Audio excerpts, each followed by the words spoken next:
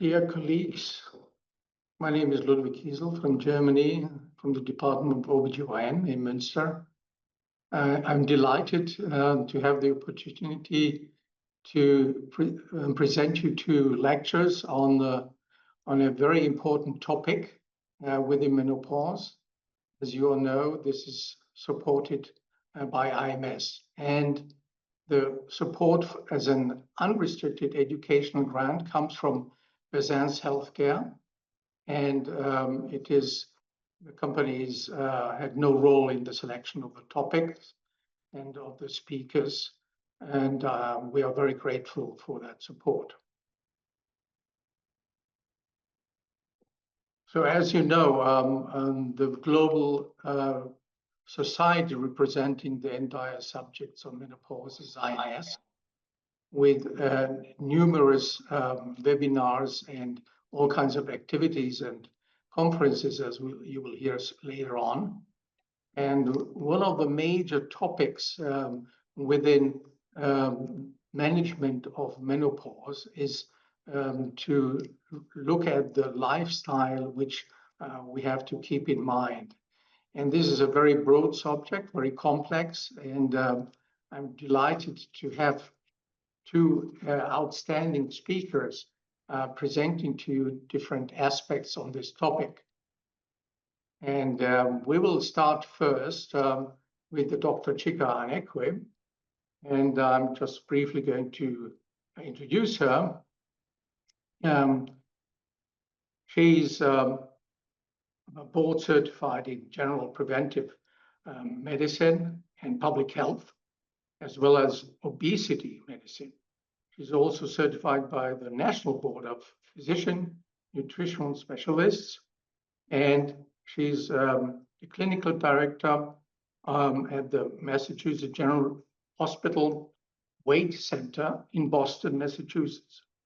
Her interests professionally are in the areas of clinical nutrition, obesity, non-surgical weight management, pre- and post-operative bariatric weight management, health policy, and community health outreach, with a specialist interest in underserved communities.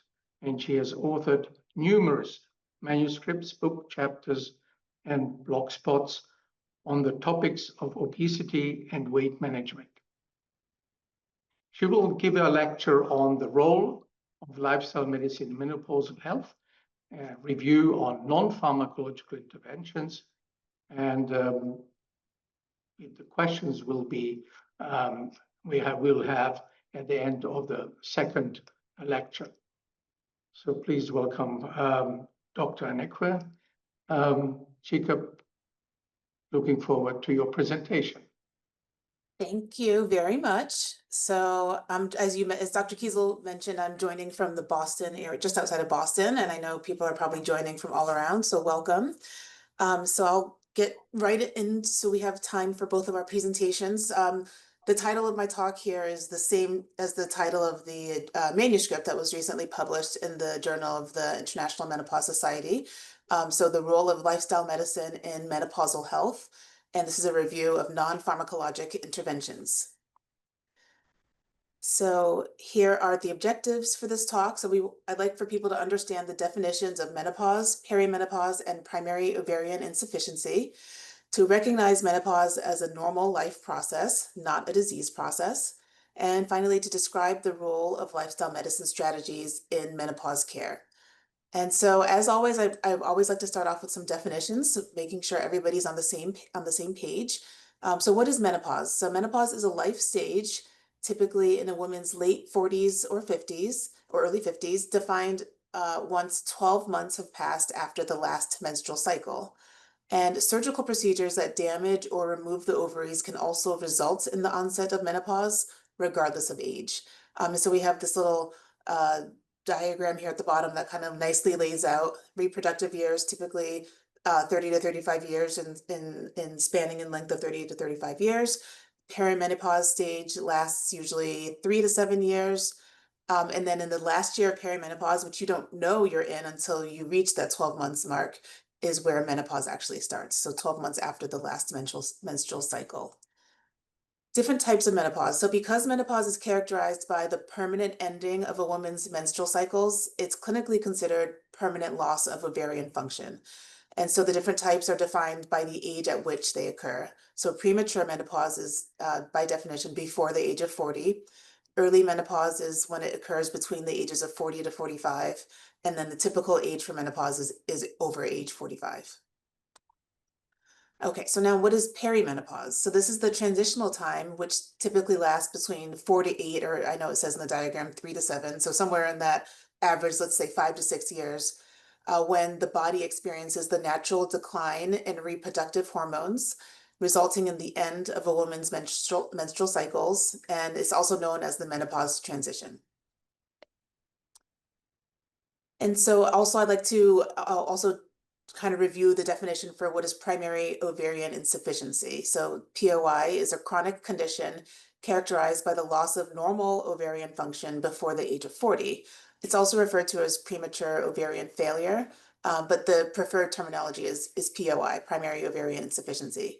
And some women may experience this, which is the loss of ovarian function before age 40, but it may not be permanent. And so while many women with POI experience irregular periods and fertility issues, this is different and distinguished from premature menopause because some women with POI may actually continue to have their periods and or become pregnant. So it's not that permanent loss that we described and discussed with the menopause definition. So some research suggests that the age of natural onset for menopause and the duration of the menopause transition are influenced by a complex set of factors. And this is not all inclusive, but these are many of the different factors that may affect the onset. So certain health characteristics such as smoking status, alcohol consumption, physical activity, weight, and the use of oral contraceptives can affect the onset of menopause.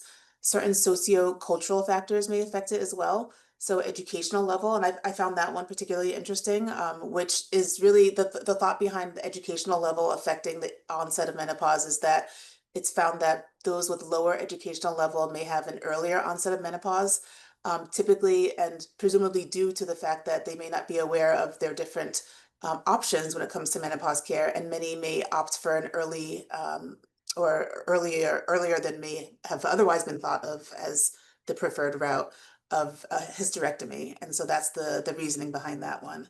Employment status may also be affected or have an effect on menopause. And the link here is that shift work has been linked to earlier menopause in some studies, while also a hostile work environment can exacerbate symptoms and lead to women actually leaving their jobs earlier. But on the other hand, employment that can be have a positive influence is if a person has a well-supportive or a very supportive workplace. So that kind of relationship between employment status and menopause status can actually be bidirectional. And then stress levels and trauma may also affect the age of menopause onset.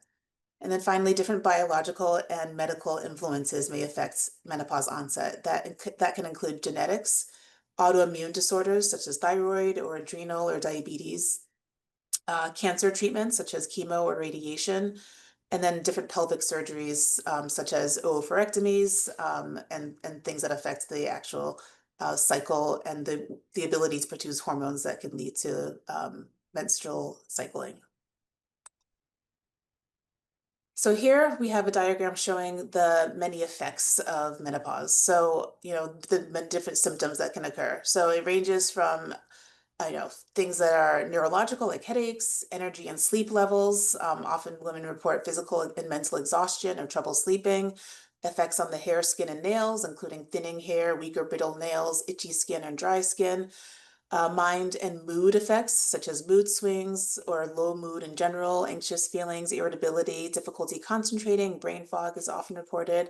The very well-known hot flashes, which are considered a vasomotor symptom, joint pain, muscle pain, weight changes, particularly increased weight gain incidence, issues with digestion, such as bloating, heartburn, upset stomach, constipation, diarrhea, or bladder issues, effects on intimacy, such as low sex drive, vaginal dryness, and painful sex, and then issues with bone health, including and particularly loss of bone or osteoporosis. So menopause and the associated symptoms can have a widespread impact on the overall quality of life, including personal, sexual, social, and career life. Yeah, there are several lifestyle approaches that can be taken to promote a healthy midlife, manage symptoms, and improve work-life productivity. And so that's what we're going to be discussing now. So I'd like to just start off with this diagram showing the 6 main key areas of lifestyle medicine. And we'll be delving into each of these 6 areas. So healthful eating, increased physical activity, management of stress, avoidance of risky substances, sleep improvement, particularly restorative sleep, which we'll get into that, and finally, forming and maintaining healthy relationships. All right, so starting off with healthy diet, and we use the word diet more so as a description of like a dietary style or way of eating, not to be on a quote unquote diet, which we like to get away from that kind of terminology, because as we all understand, with lifestyle medicine, having a healthy nutrition and healthy dietary intake is a long-term thing. It's not just a short-term, quick fix. All right, so healthy dietary intake. The frequency and severity of menopause symptoms can be very much influenced by diet. Consuming foods that are low-fat, plant-based, and rich in calcium and soy may help to actually reduce vasomotor symptoms. Whereas on the other hand, things such as spicy foods, processed foods, and alcohol may actually trigger or worsen symptoms. So a balanced diet can also reduce the risk for certain health conditions that become more common after menopause, such as things like weight gain, which is associated with cardiovascular risk factors such as diabetes, heart disease, and even some cancers. So when we're talking about healthy diet and dietary patterns, which one is considered to be the best in menopause? This is probably a question that a lot of people are questioning and wanting to know the answer to. Unfortunately, I don't have a clear answer to this question, but I'm going to describe a few types of dietary patterns that have been looked at in terms of their effects on menopause. And probably the number one that comes up is the Mediterranean diet. So Med diet is characterized by a high intake of vegetables, fruits, olive oil, nuts, and fish. And it's also characterized by a limited intake of red meat. Adherence to the med diet can actually have beneficial impacts on menopausal health, including improvements in mood and depression symptoms, and reduction in weight, blood pressure, an optimized ratio of the omega-6 to omega-3 ratio in the blood, as well as improvements in triglycerides, total cholesterol, and LDL cholesterol. So the med diet is probably the best known and the most studied in terms of its impacts on menopausal symptoms. But a few other dietary patterns that have also been looked at include the DASH diet, which is the dietary approaches to stop hypertension. And this dietary pattern is actually quite similar to the med diet, in particular with the DASH sodium component incorporating a lowered sodium intake, so sodium restriction, which has been shown to be beneficial for reducing blood pressure. So that's another approach that has been looked at and can have benefits in menopausal health. Intermittent fasting, I think, is probably one of the most recently kind of like fastest growing dietary styles that has been looked at and studied.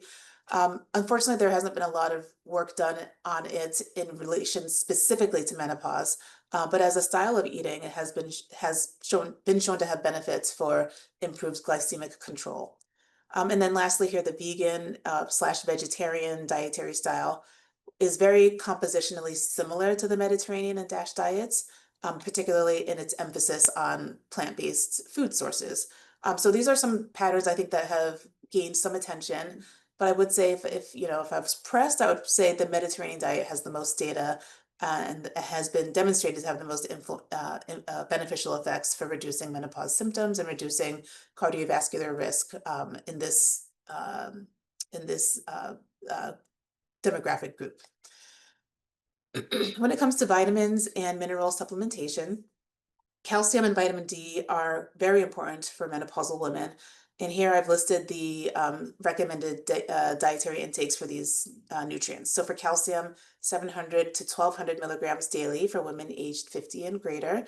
And for vitamin D, 400 to 600 international units daily for older adults, with a suggested intake of 800 to 1000 IUs for individuals who have limited sunlight exposure.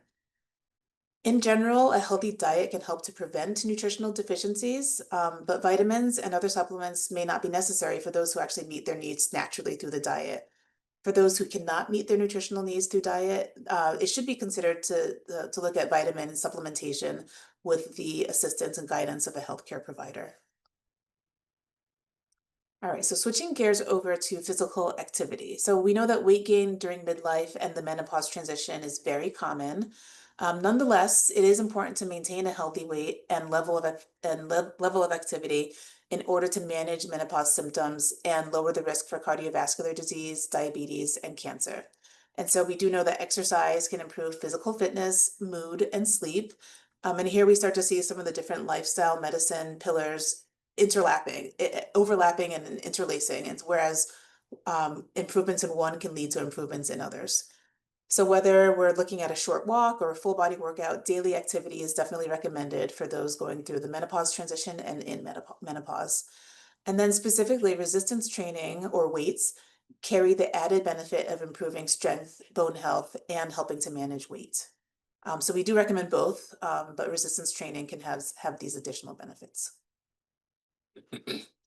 All right, so moving on, mental health, mental well-being and stress management. So managing menopause symptoms and the midlife transition can be stressful. And outside of just the stress of that life stage in particular, people have general life stressors that may be overlapping and additive during this phase in their life. So finding ways to manage stress is important for alleviating symptoms of menopause and reducing the risk for other medical issues, as well as adjusting to this stage of life. Programs that incorporate CBT or cognitive behavioral therapy and relaxation techniques have been demonstrated to be effective. Some examples of stress reduction and mindfulness activities include yoga and meditation, acupuncture, and music and art.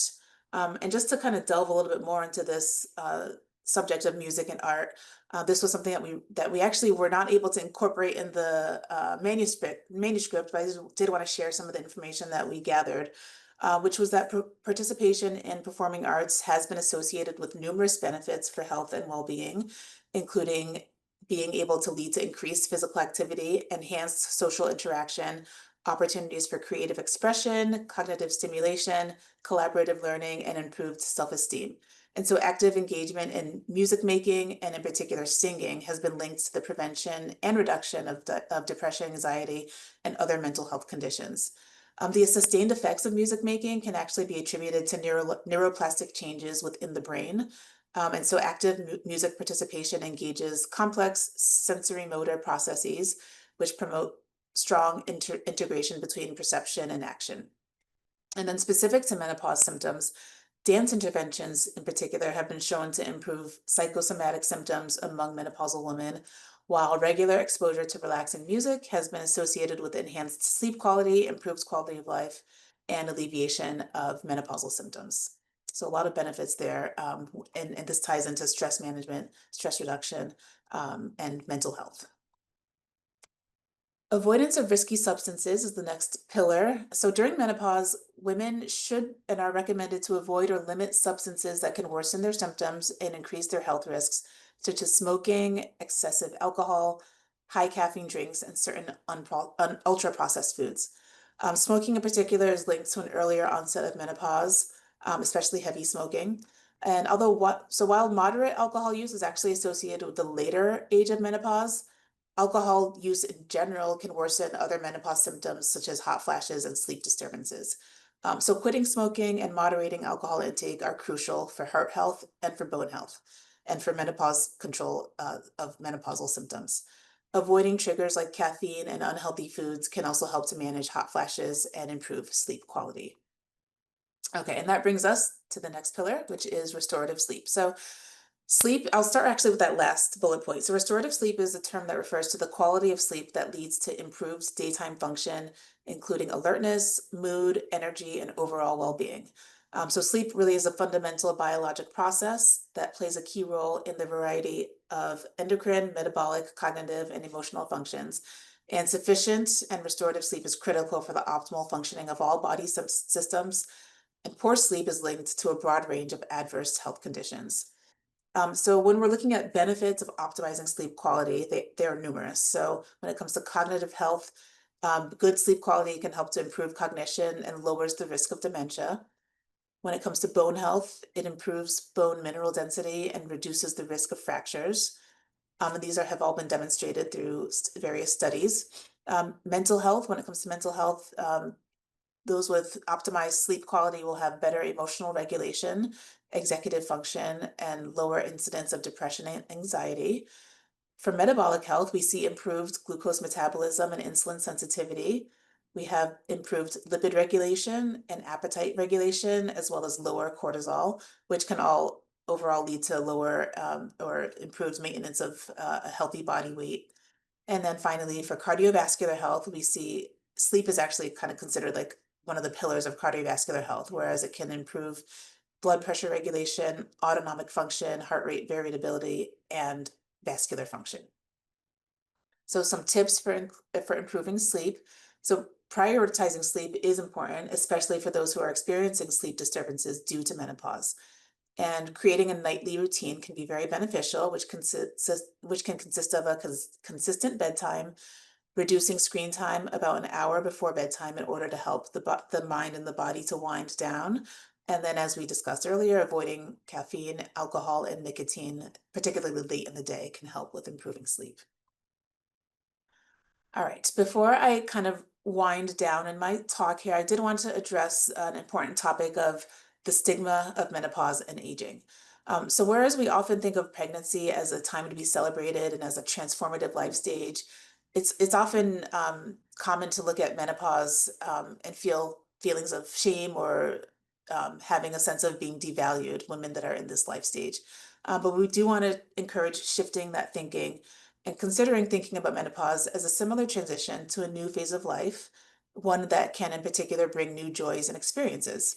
So studies actually have shown that women report a number of positive outcomes after the menopause transition, which can include a newfound sense of freedom from inconvenience and discomfort of monthly menstrual cycles, freedom from mood swings, which can be associated with premenstrual syndrome or PMS, freedom from concerns with contraception and risk of unintended pregnancy, more sexual confidence, feelings of being in tune with their body, and feelings of experience, competence, and ability to speak one's mind. So I like to kind of like think of that comparison between, let's say, like toddlers and people in older age, where they have that liberation and inhibition of speaking. They kind of just say what's on their mind and don't have a sense of caring about what others are thinking about them. So these are some of the benefits of menopause in that life stage that we can look at. And then lastly, looking at managing menopause beyond lifestyle. So we've hopefully given a great overview of the different lifestyle aspects that can be used to manage menopause, but I did want to also acknowledge, although we didn't delve into it here today or on the manuscript, that there are more ways of looking at managing menopause that can be done in conjunction with a healthcare provider. We didn't mention hormone replacement therapy in particular, and this is something that can be considered, and the risks and benefits can be discussed in the appropriate clinic appointments. So with that, I will wrap up, and I know there will be some time after the talk by Dr. Nappi where I'll be happy to answer any questions and address any comments. Thank you so much for your time, and I'll turn the stage back over to Dr. Kiesel. Well, thanks very much, Dr. Anekwe, for this fantastic talk and such a big subject and an important field. I would like to remind the people who would like to give questions to put their name as well as their country, so we know where these questions are coming from. And at the same time, there will be a QR code which you can upload and then do a feedback survey. And you would help us a great deal if you would do this survey. I mentioned these things because I saw there were upcoming questions already. So now we are delighted to have our president from IMS, and we are very honored that she found time in between all her different teaching and research obligations.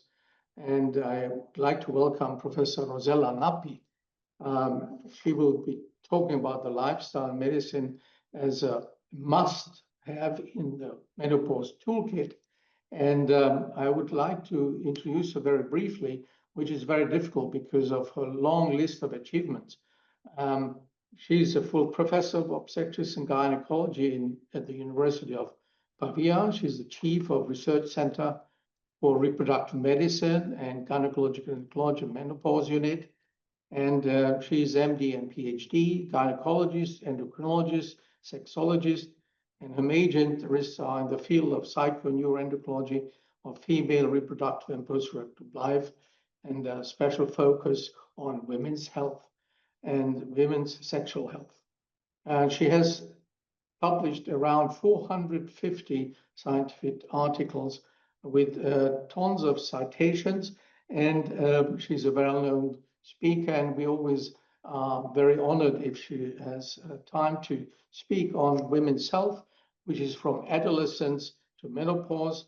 And she has been the past president of the International Society for the Study of Women's Sexual Health. And she's a permanent member of the advisory board of the International Society of Gynecological Endocrinology and of the International Academy of Human Reproduction. So we would like to hear from Professor Nappi what must have in the menopause toolkit. We're delighted, Rossella, please. Thank you, Ludwig, for the kind introduction, and hello to everyone. And I would like to take the opportunity to thank my colleague Chika, that gave a great talk, introductory talk, but most importantly, for the job she has done to produce the white paper of the International Menopause Society this year, 2025. It's an honor to be today because it's really the week of the World Menopause Day.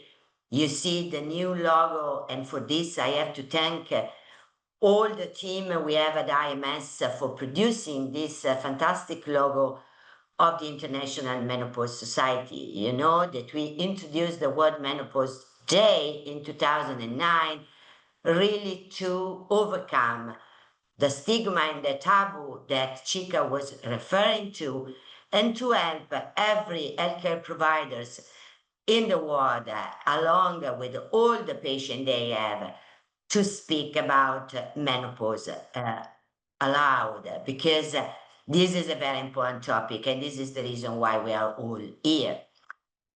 And the topic we selected was lifestyle medicine. And I have to tell you that when we discuss in our board, we really believe that was time to discuss also these aspects in order to promote that well-balanced view of menopause we should have across the world. It's not a disease, it's a natural stage. We have heard that, we have so many different options, but lifestyle medicine should be a must-have in the menopause toolkit. And the reason is very simple to understand, because everybody knows how is important lifestyle for our life, is a vital strategy to stay well. And especially, I believe, OBGYN, but any other doctors knows that we should do that in the life course perspective, because lifestyle medicine contribute to maintain the health span at any time, but especially if we do when we are young, we can protect ourselves at later stages.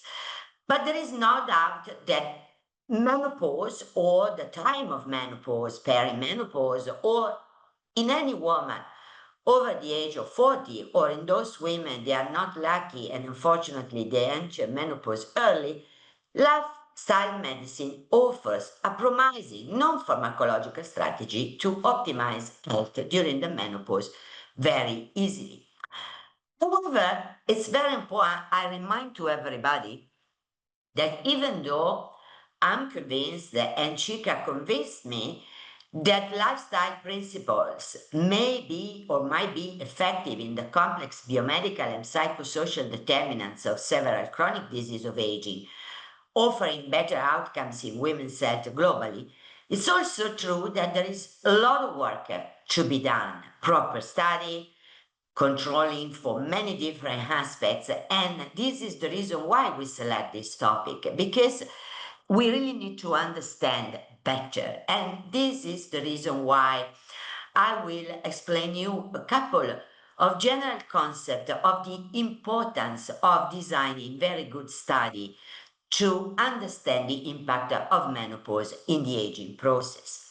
And what is also essential to understand that, of course, lifestyle intervention can be general, but they should be personalized on the family personal history of the patient. And it's very essential to understand that we can eat well, but if we are overstressed, probably the positive impact of eating well is not so good, meaning that we have really to see all these intervention as interconnected tools.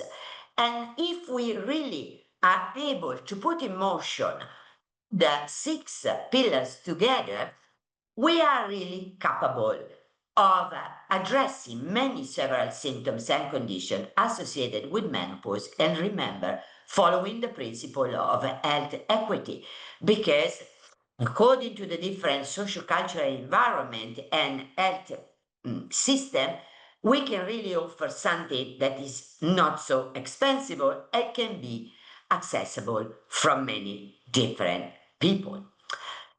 The International Menopause Society has already addressed in the white paper of 2014 the importance of looking at menopause as the portal that we can open in our office to prevent so many different diseases. And what is crucial is to understand that the menopause transition provides a unique opportunity for risk assessment, for counseling, and for institution of various preventive measures. And lifestyle measures are one of them, but as Chika told us, also menopause hormone therapy can be useful and in some way maybe can also synergize what we can propose with lifestyle measures. And so this is a topic that is very relevant for us as an international menopause society, because we have always to think about that non-communicable diseases are really the first leading causes for mortality, unfortunately, and even morbidity all over across the globe. And we really need to take this perspective when we deal with our patient in the office. So symptoms are very, very important, because women, they come to see us because they want to have the relief from symptoms, but we have to take this fantastic opportunity to explain to women that being a woman, and we have to look at that not only in a sexual perspective, but in a gender perspective, it's really predisposes us to many different conditions that become much more evident, especially the non-communicable diseases that will lead to mortality and morbidity following the menopause. Really, because the context where we live, and you recognize in this fantastic manuscript you see on the right end of the slide, that lifestyle, nutritional habits, exercise, perceived stress, and smoking, so we have heard lifestyle medicine, can really impinge and modulate our disposition to be, as women, to be more prone genetically and hormonally to develop several kinds of conditions.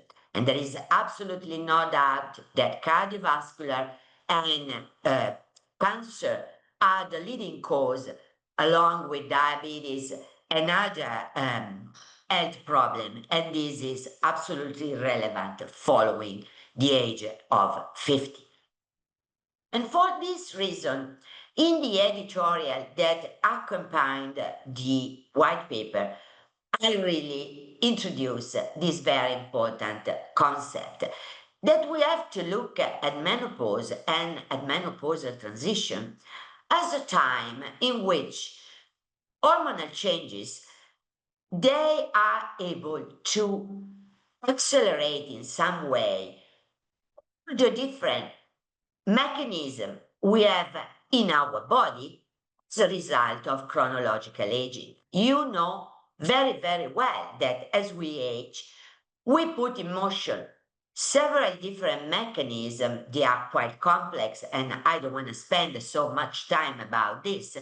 But it's very important that we keep in mind that all these genetic, molecular, cellular mechanisms that make aging a major risk factor for everybody and drive the common chronic condition and disease of older people, they are in some way under the control of an aging process, of course, the so-called chronological aging, but that menopause modulate many of these mechanisms. And we have to look at all these mechanisms together in order to understand health and disease. So to move from aging biology, aging physiology to pathological condition.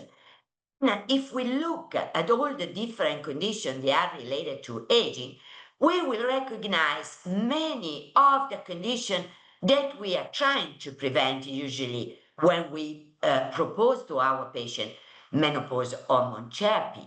And this is very crucial to understand that lifestyle medicine can play a role in all these mechanisms and therefore interacting what is happening with the menopause. And the importance of understanding that age-related diseases are strongly interconnected and come from our biology as women is very, very essential. And we have to look at this life course perspective because nowadays we know very well that aging starts in the mother womb, that every time of reproductive life can be an opportunity, of course, to slow down the aging process, to prevent a chronic condition. But even when we are menopausal, this is possible. So, of course, it's better that we start early with lifestyle medicine and even from the preconceptional period. But with time, at every stage, in every chapter of our life as women, we can do something with lifestyle factors because we can really try to control what we now name the actionable hallmarks of aging. And since this concept of looking at the aging as a complex process that are controlled by all these mechanisms that you see in this fantastic slide. And remember that this concept of the geroscience is quite new.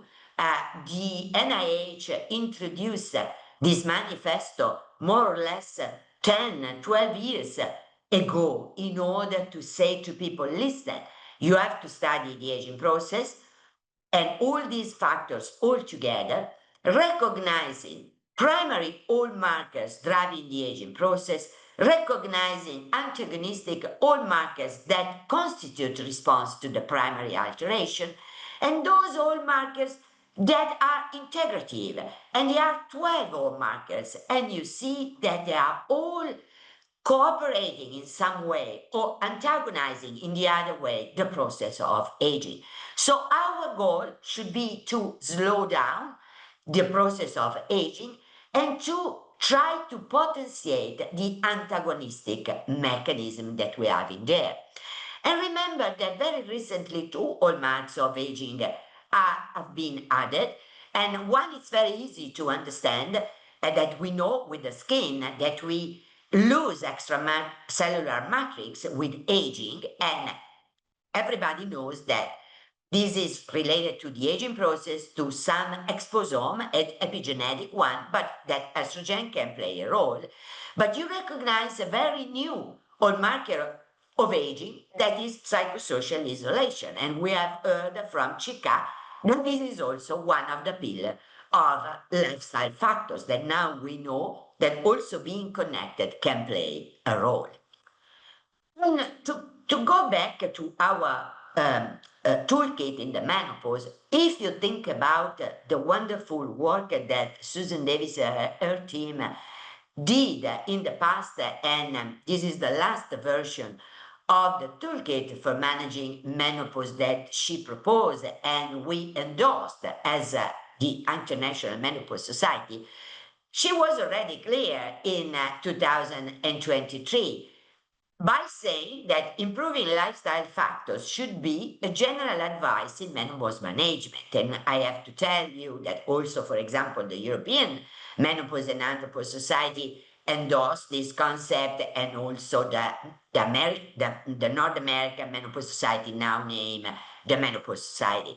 And basic assessment and counseling really come from collecting information in our office on dietary habits, physical activity levels, sleep patterns, substance abuse, emotional state, stress management, relationship, and social connection. And this should be part of the routine history taken. And by taking this information, everybody can become not an expert in lifestyle medicine as Professor Chika is, but for sure to understand that little tips and tricks that help our patient to be motivated. And I think this is very important also when we think at the model of menopause empowerment that has been proposed very recently in a series of Lancet paper, and this paper that was a little bit of a manifesto produced by Malta Wiki and other very great colleagues in the field, by saying that our goal, it's really not to treat menopause, that's it, but to really empower women at menopause. The goal is to be balanced, meaning that there are some women that if we provide them very good information to do some good to their general health, physical health, mental health, this should be important, is amazingly important. We should also to offer women the tool to make their own choices, and understanding that sometimes you can help women just with doing some little or bigger change in their lifestyle.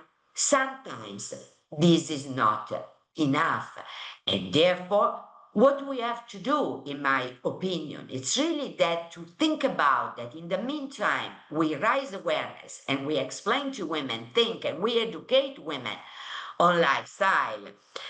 We can, by delivering very simple rule based on lifestyle principle that should be adjusted to the individual biopsychosocial profile, we can really motivate women to modify their behavior, to look at their health and well-being in a different way. So not just waiting for the magic bullet, the magic pill, the magic this and that, but to be part of this process. And for me, this is very, very important. And of course, if some women, they need intensive intervention, we have the trained expert in lifestyle medicine that can help us, the healthcare provider, to offer all the different information. And this will be fantastic if in the future we can try in some way by collecting the standard information that we have in our practice, in medical records, in our clinical exam. We will put in a big box we are always speaking so much, that is artificial intelligence, measuring biomarker, doing research, really proper research on the impact that lifestyle medicine can do on this concept of translating the science of aging into something very, very effective for the menopause expert, meaning that we start from counseling and we should design protocol of translational research into the biological of aging that can be useful in clinical life setting to understand what is the role of menopause into this process of promoting gerosuppressive pathways and trying to counteracting gerogenic pathways in the aging process. This is really very, very important in my view.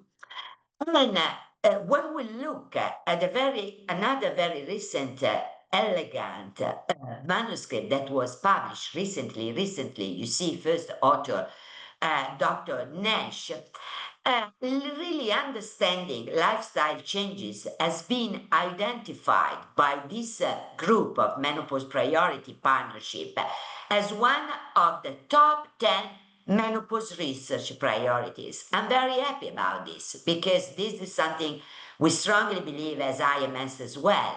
But we really need to do more research, as I told you, because we really need to understand properly what lifestyle changes benefit people, but most importantly, at which of the different stages of menopause.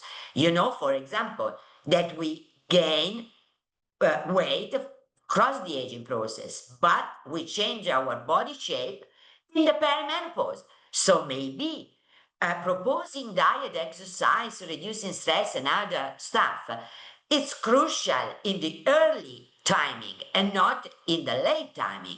But we don't know so much really about this. When we revised the literature with Chika and co-authors, we realized that we really need more research. But most importantly, we need more research in helping people to support little or big changes in their lifestyle. And most importantly, we really need to identify the appropriate strategies in a very important field of research, that is behavioral medicine, because lifestyle medicine is very related to behavioral medicine, and we really need to understand what is the best way in every different culture to change their behavior. And this is important not only in the clinical setting, but also in health for policymaker into the health care system of different countries across the world. We really need to study more which is the best way to drive this change in the behavior. But in any case, as healthcare provider, with our little tricks and tips, we can really reach the goal to optimize health, because we know that by following healthy behavior, we can in some way prevent a condition. But this prevention is really in the context of menopause. We really need to study more. For sure, we know very, very well that symptoms are related in some way to risk factors. We know this for hot flashes, we know this for many other aspects, but really we don't know if it's an association or is a causative link. And as I said, at present, we don't have evidence-based for all lifestyle intervention. And what we should address, it's really the full circles. So to really make people understand that we have to put all the 6 pillars together, probably, and this is the reason why we really need artificial intelligence, medtech technology, or what we name femtech, to really try to collect information overall for our patient in order to understand what is the benefit. There are 2 different subsets of women. They are very, very important. And if you read the white paper, you will see that we focus our attention a little bit on 2 population of women. They are underserved. One is premature ovarian insufficiency. And you see that the group of Amanda Vincent that has studied so much this topic very recently published with her collaborators a specific, very nice manuscript on lifestyle management in menopause in general, but in particular addressing the topic that we don't know so much of what we can do in this population of women that is premature ovarian insufficiency. Why lifestyle is so important in this population of women? Because by itself, lifestyle, a negative lifestyle can have an impact on risk of premature ovarian insufficiency. Chika was alluding to smoking, but we know that there are many more factors that we are studying now on the impact of lifestyle, even in the mother womb, on the quality and quantity of follicles and ovocytes we have in our ovaries. And think about how this is important to be understood. And on the other way, of course, to think about premature ovarian insufficiency as the best model as possible, as we know, to understand the impact of symptoms, but most importantly, the impact of early endocrine deprivation on the risk of chronic condition, and etc., etc., etc. And also we have Professor Kiesel here, that is a big surgeon in OBGYN, and he knows very, very well that premature ovarian insufficiency is not only the result of a natural process, but can be the result of iatrogenic menopause. And for some women, this is very importantly associated to the oncological field. So we really need to understand that these women, maybe they are not good candidates to menopause hormone therapy for any kind of reason, and therefore for them, lifestyle medicine is much more important. But Amanda and also ourselves in our review, we were absolutely aware that lifestyle factors can be useful to premature ovarian insufficiency. But however, we realize that we don't have so many proper studies. So we really need to do more. And this is the reason why it's important to speak aloud about this. We confirm, and they confirm, that what Chika said is crucial. Diet quality, exercise, controlling obesity is crucial for symptoms. But of course, we have to consider also that is crucial for cardiometabolic, cognitive, and low mineral density. But it's true that for some women, this will work and will be more helpful than ever, especially in those women they have contraindication to menopause hormone therapy. But as I said at the beginning, we don't have so many data on the combination of lifestyle medicine with menopause hormone therapy, and we should do more. And last, very important aspect is really a take-home message that for POI, we really need lack-specific data. We can translate that lifestyle is useful for preventing cardiometabolic and bone health, that when we do some activities in exercise, this is absolutely better, as Chika said. We really need to integrate also supplements and nutrition in order to optimize, for example, bone health.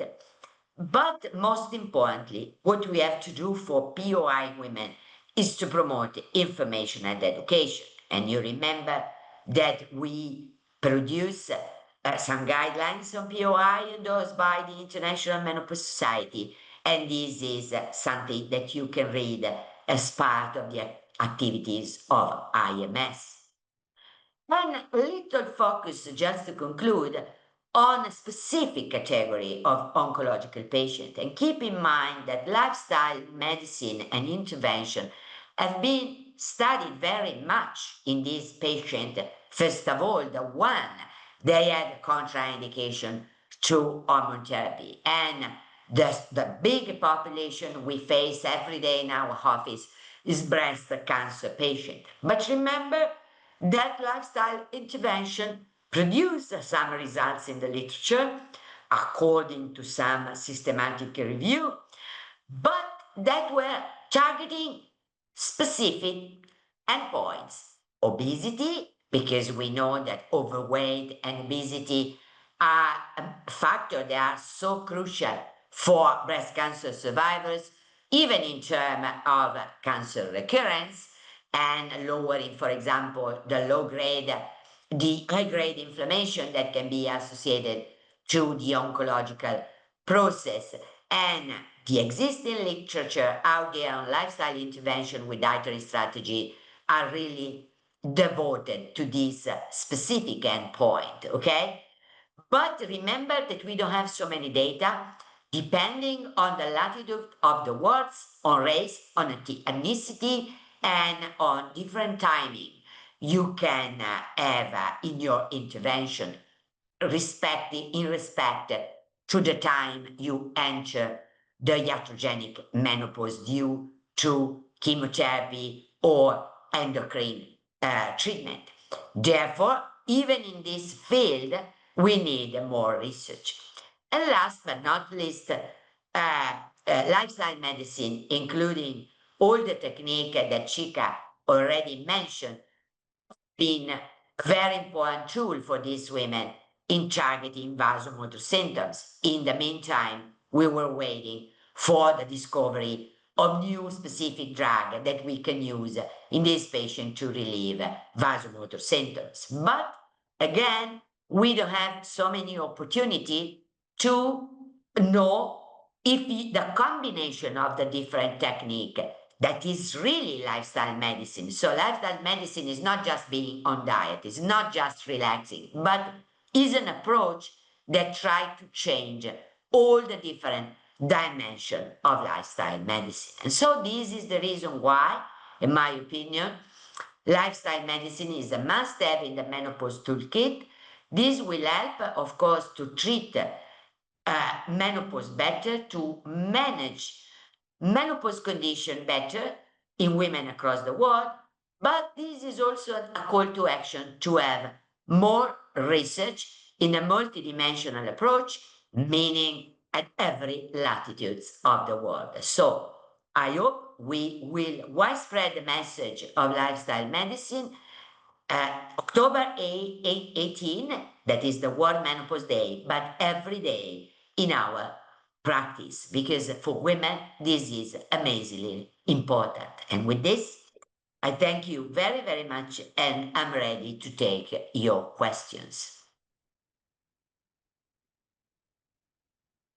Well, thanks very much, Rossella. I think we could all feel that you are fully dedicated to that subject, and you were raising pillars to attack these difficult situations.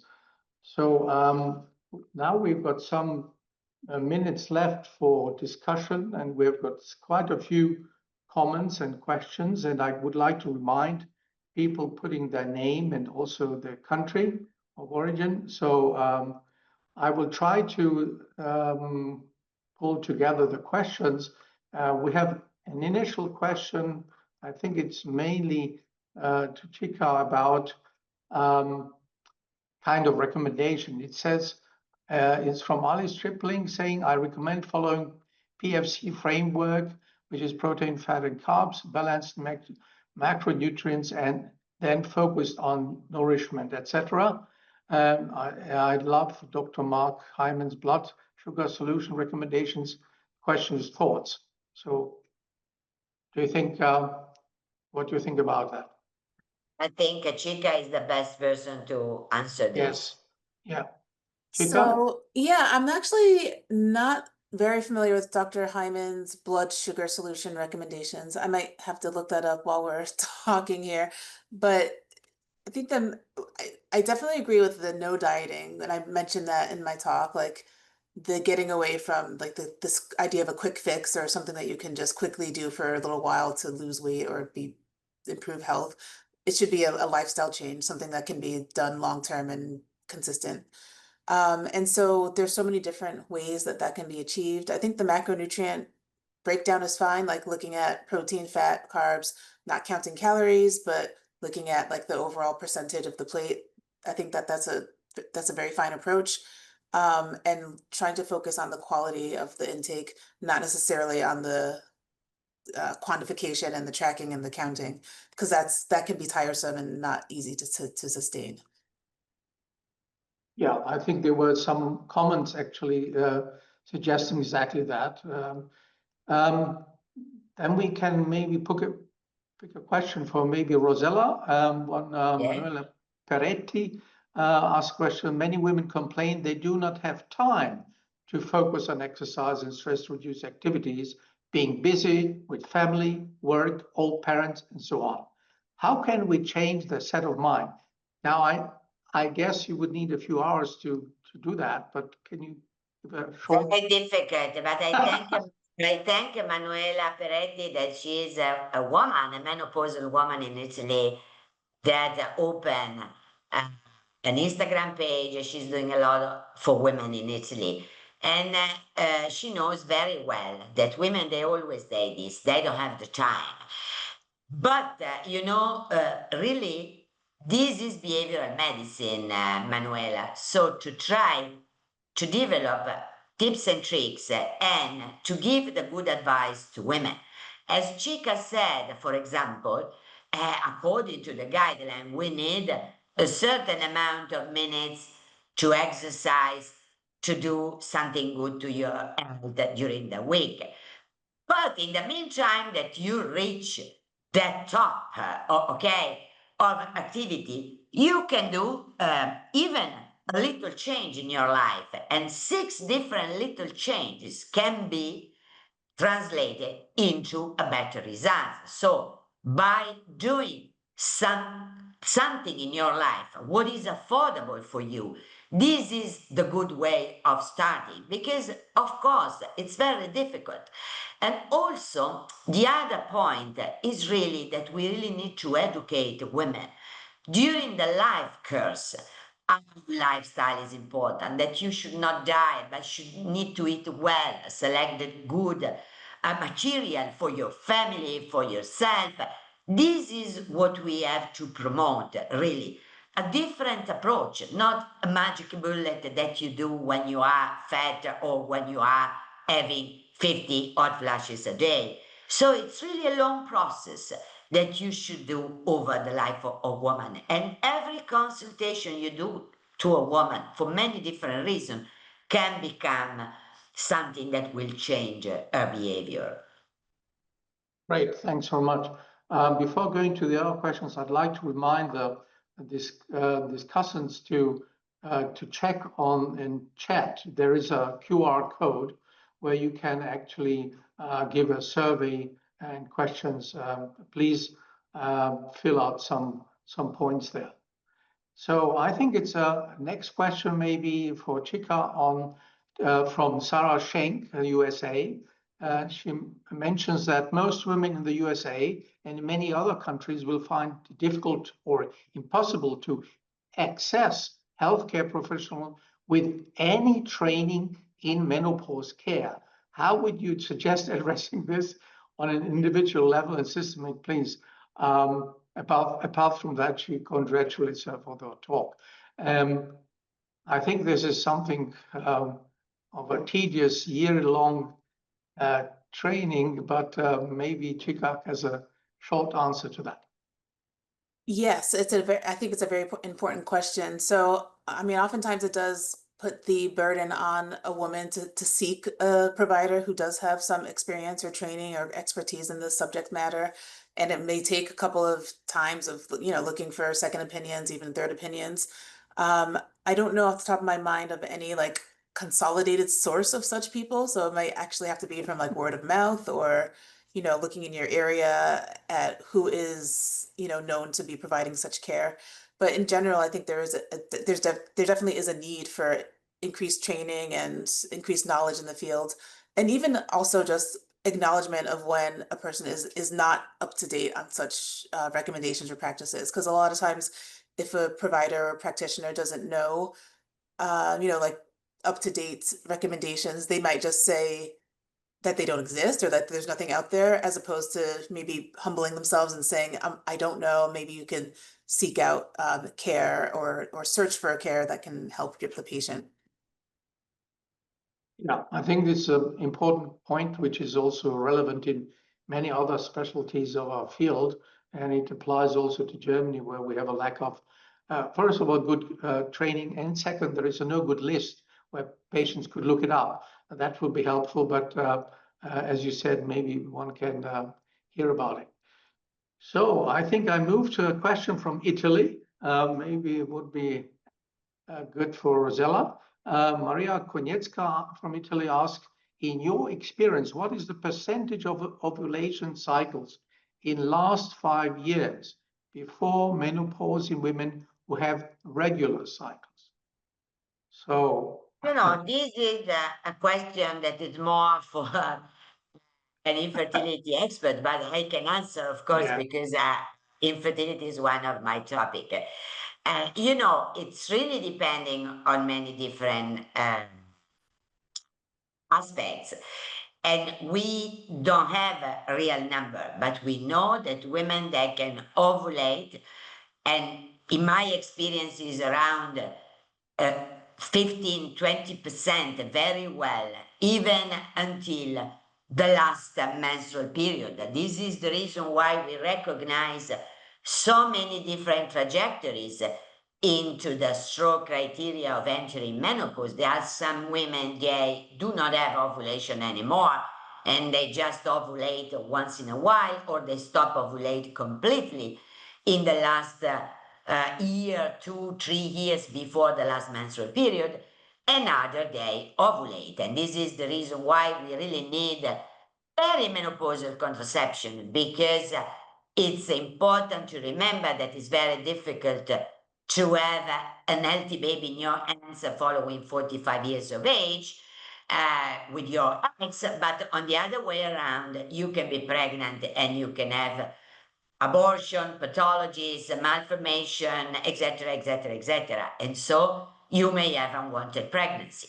And I've seen also another question on the transition on the menopause, Ludwig. And there is another colleague asking, we should optimize with hormones in order to have a better hormonal balance going from premenopause to postmenopause. You're absolutely right. And indeed, in the menopause toolkit, we put also perimenopausal contraception, because perimenopausal contraception can be a hormone therapy, for example, for POI patient or for those transitioning from premenopause to postmenopause, because women, they can still ovulate and even get pregnant.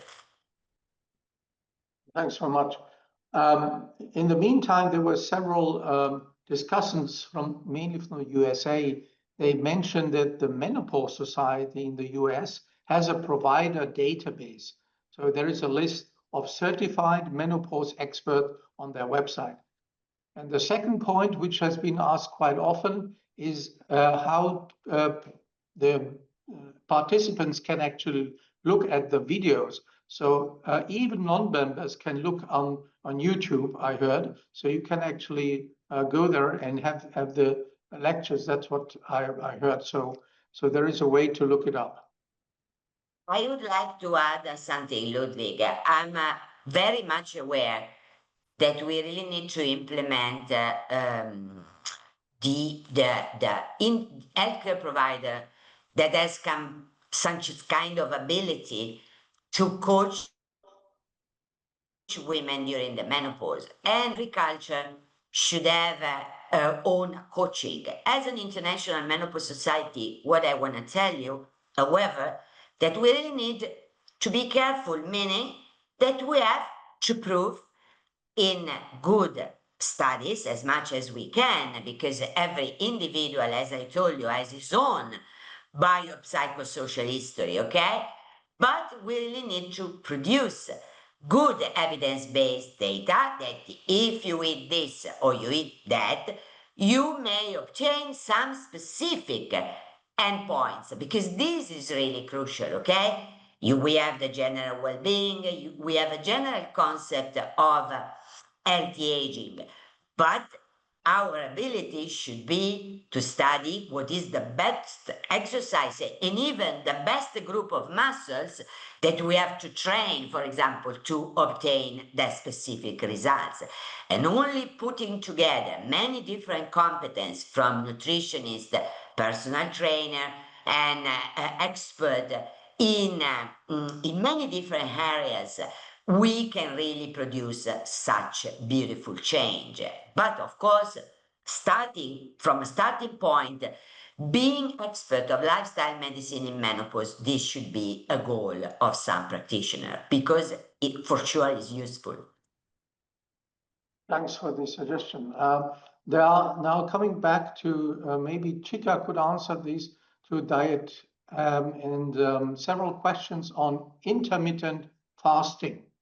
So they would like to hear recommendation and if this approach is recommended, and does this follow luteal and follicular phases, as well as has it changes increasing cortisol level? So these are the summary of several questions. Okay, I don't know that the intermittent fasting program has been looked at in terms of correlation with luteal and follicular phase alignment, particularly because most of the fasting protocols, the most common one is the 16-8 protocol, where you're fasting for 16 hours and eating, consuming intake for 8 hours during the day. There's also the 5-2 method, where you fast for 2 days out of the week and then eat regularly for 5 days out of the week. But basically, oftentimes the luteal and follicular phases are more of a monthly paradigm, not a weekly or daily paradigm. So there'd be no way to align that. And then just more generally speaking about intermittent fasting, there isn't a lot of research looking at it as a particular strategy for improving menopause symptoms. It's been looked at just as a strategy in and of itself, where people find that generally it can be effective for improving glycemia and improving cognition. So those are things that, kind of like indirectly can be beneficial in a menopausal status or demographic. But it's not been studied specifically as a treatment or like as a plan for approaching menopause. And then generally, what I usually tell people or patients is that if you're already kind of naturally inclined toward that protocol or that style of eating, where you may not feel very hungry when you wake up in the morning, you're okay with waiting for your first meal later in the day, and then you're also not having a lot of like evening social engagements or things that may encourage you to be eating later in the day, it can be a good plan and can help to minimize overall calorie intake, which is the main benefit in terms of like what you're actually achieving with intermittent fasting, is that you're trying to overall lower the caloric intake. But in this case, it's by means of shortening the time period in which you're eating. So yeah, I think this is a lot of like indirect research for it, but not a lot of direct studies looking to answer the question in a straightforward way, unfortunately. Okay, then I have a question maybe for the IMS president from Kandelwal. Do we have slide kit ready on white paper with evidence-based data from IMS, which we can be used by camps countries during the World Menopause Month celebration? At the present moment, if you go on the website of the society, in the section World Menopause Day, you may find some materials, different leaflets we have produced in many different languages, and we will translate even more. And you can use this for education, for awareness, and we translate as well the white paper in different languages, and you should go on the website as well. You can write also for more info on the website of the society to have this material. And what I want to say as president of IMS that, we are not expert in lifestyle medicine at IMS. Maybe we have some members they are, but our goal was really to sensitize even more than ever, the importance of raising this subject and to promote more research on that. Because, as you know, we don't have we really need to put emphasis on the fact that, as you can see from I can see from your comments, you ask, for example, yes, intermittent fasting. Yeah, it's beautiful. Why not? We have data on cortisol, on this and that, but we really need to produce more evidence before promoting, merchandising, and doing this and that to women. This is also very important. This is a balanced view, meaning we believe that this is important, but we really need to do the right way, in the proper way, without over-promising too much to women, and also to make women understand that this is a process that you should do in life. Because remember, IMS is a society for midlife health and aging, but when we teach to women, we teach also to an entire community, okay? And this will be relevant also for the future generation. This is really what I want to give you as a message. We're sort of getting to the end. I don't know, do we have time for questions or? Question, Because I think that we can consider, Ludwig, the question on microbiome. Mike, yes. Because, you That's see, what I was going to ask, but I wasn't sure whether we have enough time for that. But I would be interested in it myself. I'm not sure who would like to answer that. The role of gut microbiome? I think Chika knows. Have you seen Chika? that microbiome is one of the pillars of the healthy aging and the geroscience? And I think that Chika can explain you that, yes, for sure, diet have a role, but we really need to produce, even in this context, more data. What do you think, Chika? I totally agree. I think the question of if we have enough time to get into this is a good one, but I don't think there's a lot of specific research and like a lot of clear research. I think we know that there is going to be a role, but it's hard to say now like what that role is and the exact mechanisms. To me, it looks that the gut microbiome does interfere with almost anything. I haven't seen many negative results. Maybe they're not published, but it's a hot topic, and probably maybe in the next webinar on microbiome we can discuss that point. And I was told that basically the time is actually over. But there are some questions we can answer directly. There are some small individual questions in addition.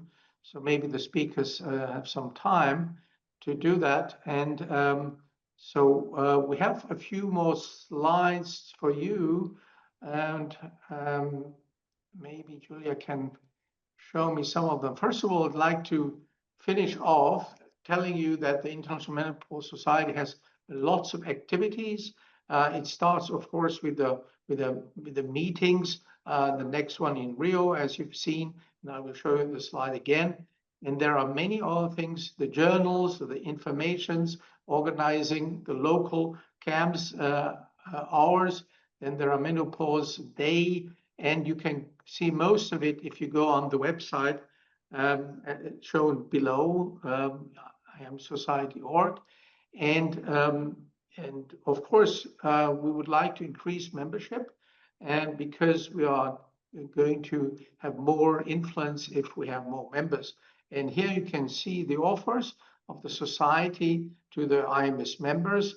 And please go onto the website to see about these offers, and then you will be able to become a member and help us. So finally, I'm just telling you that you should make sure that you have time end of September 2026 to meet us again in Rio. And Professor Nappi, who is the president, has done a great job already starting with the program. and having excellent speakers. So the 20th World Congress on Menopause will be held next year, September and October. So with that, I hope you have looked at the chat with the QR code and you will get feedback so we can adjust our webinars to your wishes. And I was very impressed by the large number of listeners. And I would also like to thank again the two wonderful speakers covering such an enormous field in such a short time and giving good recommendations and toolkits. And we all understood that we must have it. And so with that, I would like to thank again and see you at our next webinar. And keep up with the informations to help women in menopause. Okay, with this, I would like to say bye-bye from us. Thank you very much, Ludwig, for a wonderful moderation, and thank you, Chika, for helping me with this project from Harvard University. Very, very prestigious. Ciao, ciao. My pleasure. Thank you so much, both. Okay, thanks.